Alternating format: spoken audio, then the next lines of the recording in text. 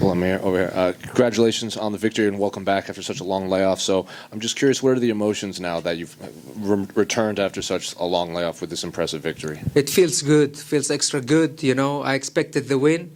I'm here to just show people that I'm a different level of animal. My pressure is different, my jiu-jitsu is different, my mentality is different. That's the most important part.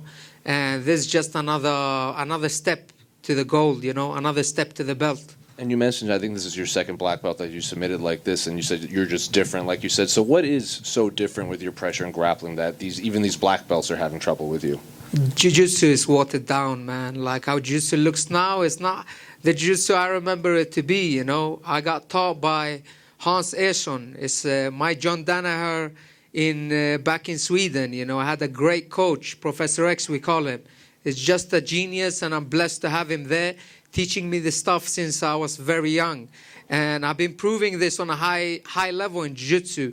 I stopped doing jiu-jitsu when I got my purple belt, so I'm still a purple belt. And when I see these people calling themselves a black belt, to be honest, I laugh, you know. Like, they don't do the basics right, everything is flaky, you know. So I'm here to show them what real jiu-jitsu is, and so far you've seen it. This is my second black belt, and I make them tap in the first round.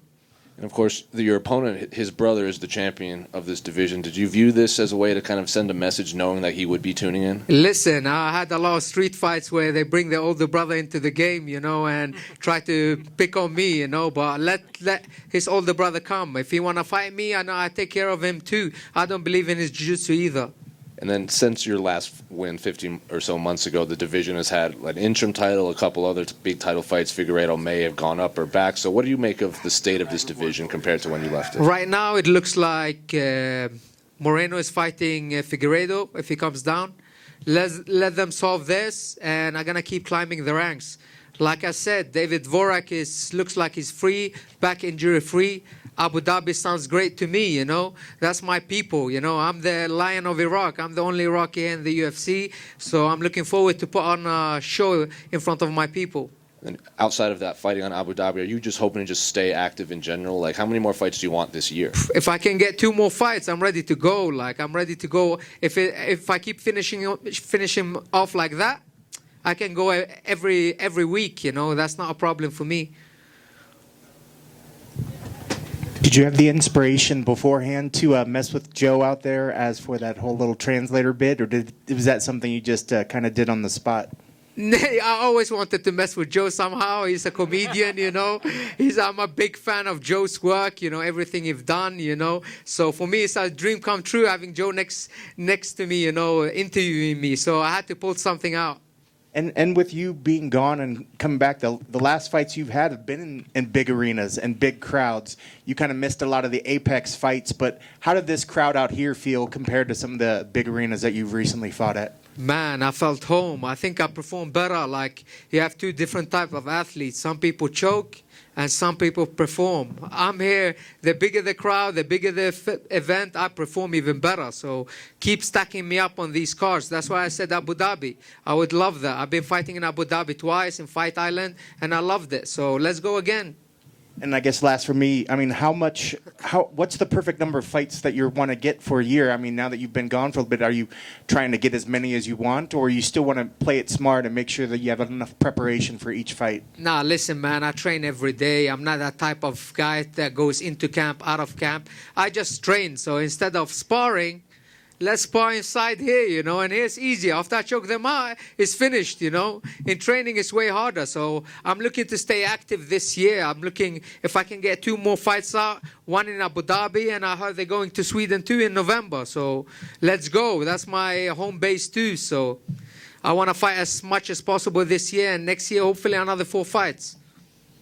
Amir, how many more fights do you think you're away from the title? You're at 11 right now with the big win tonight. How many more do you think you are away from fighting against a Davison Figueiredo, Brandon Moreno, someone like that?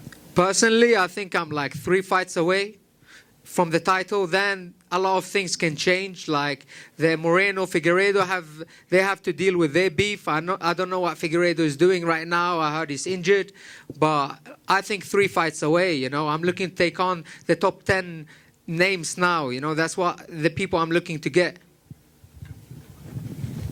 Amir, congrats on the big win. Thank you. How was the time away to heal up, to focus? How did you miss the sport? Of course, more than missing the sport, I miss these arenas, you know. I miss the crowd, I miss the fans, you know. I see all these guys in my weight class that I know I can beat, that competing, beating each other up, you know. I'm thinking, I need to get there, but, you know, my religion teaches me patience, teaching me to be calm, even under hard times, and I just been under, like, in a cave, working my ass off, and you saw the result today. And that was, speaking of that, that was tremendous. You seem very calm in there, and you almost were a step ahead every time you guys exchanged. What did you see studying tape for your opponent? Because you just pulled it off. Yeah, I don't see anything special with these guys. They haven't fought anyone like me, like with my pressure. The moment I take them on, like down to the ground, I can hear them breathe different. I can hear the stress. You know, I can hear the anxiety, you know, it's just different. So it's nothing new that these guys bring to the table that I haven't seen. And I've competed in big arenas. I've had world championships, Asian championships, European championships. So I've been under the bright lights. There's nothing like new to me. So I'm just looking to get here and get my belt and bring it back home to my people. Fantastic. Congratulations on the win. And I heard somebody in your corner saying they called that first round rear naked choke. Is that true? I called that first round rear naked choke, you know. I was keep telling them at the back, you know. I've been telling them the past 2 weeks.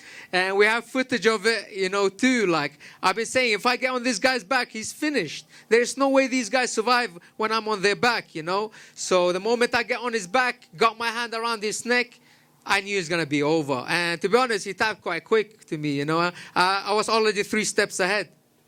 Congrats to the Prince, and welcome back. Thank you. The Prince is back.